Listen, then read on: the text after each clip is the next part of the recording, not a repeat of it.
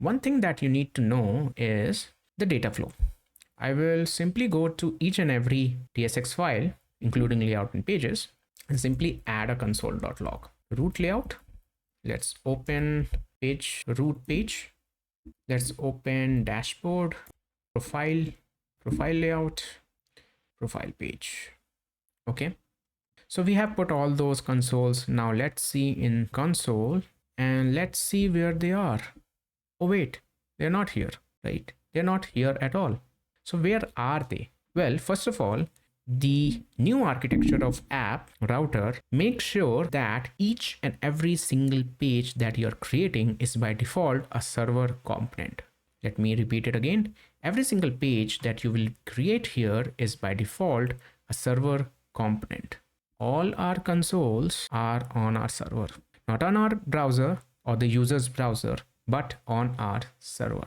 That means that we can use the secret keys in our server components and they will never leak to the user.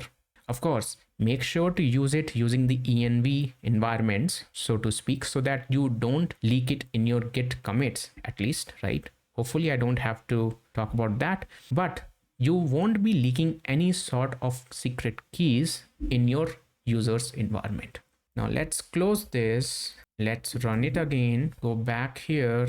So I'm in my root. I will simply reload this page. The first thing that ran is root page. The page.tsx file runs first, followed by our root layout.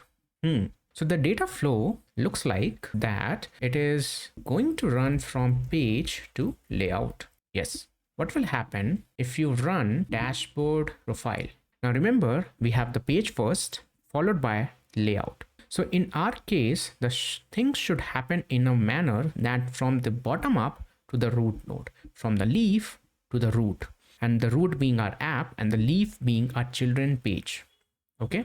So let's assume how the entire thing should work here. Well, first of all, we have a profile page. Okay. You can also pause and do this exercise based on this understanding.